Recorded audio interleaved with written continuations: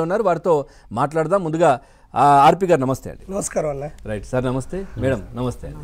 Right, ఆర్పి గారు ఏం చెప్తారు? నిన్న మనం ఈ షోలో ఏదైతే ఈ పాట రిలీజ్ చేస్తాం మనం ఇక్కడ నుంచే ఈ వేదికగా చరణ్ అర్జున్ గారు కంపోజ్ చేశారు ఈ పాటను.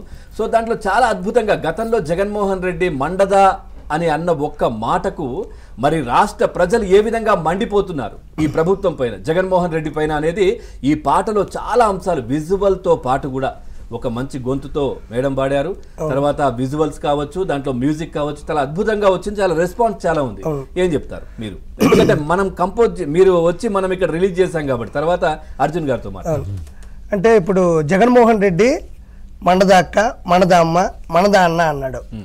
ఇది ఒక పాయింట్ తీసుకుంటే ఆయనకి ఎందుకు మండాలా, ఆయనకు మండడానికి రీజన్స్ ఏ ఉండవు, కానీ ఎదుటోడికి ఎందుకు మండుతుందో, రాష్ట్రం ఎందుకు తగలబడుతుందో, ఎందుకు మండాల్సి వస్తుందో కంటెంట్ తీసుకున్నాం.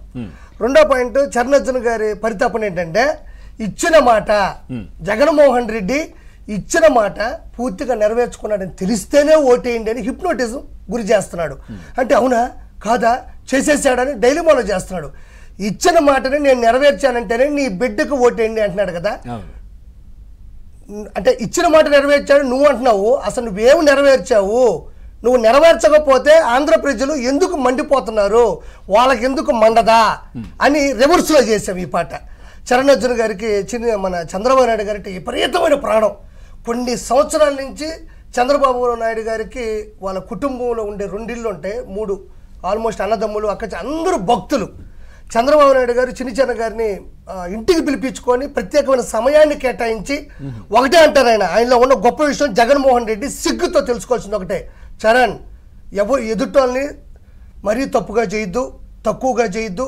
మూడోది, మనం చేసినవే చెప్దాం, మనం చేసిందే చెప్పాలి కానీ ఎదుటోని మరీ పాయింట్ ఆఫ్ వ్యూ చేయొద్దు అని ఒక మృదు స్వభావిగా మాట్లాడే వ్యక్తిత్వం చంద్రబాబు నాయుడు గారిది. తర్వాత రేవంత్ రెడ్డి గారికి సాంగ్ చేశారు మొన్న, 3 రంగుల జెండా బట్టి సీఎం అయ్యాడు. ఇప్పుడు మన సిద్ధరామయ్య గారికి సాంగ్ చేశారు, తెలుగులోను కన్నడలో చేశాడు. ఆ సాంగ్ తెలుగులో కూడా ప్రభావితం ఉంటుంది, హిట్. ఇప్పుడు చేశాడన్న నెగ్గదీసి నిలదీసి నిరూపణలతో సహా సాంగ్ చేశాడు.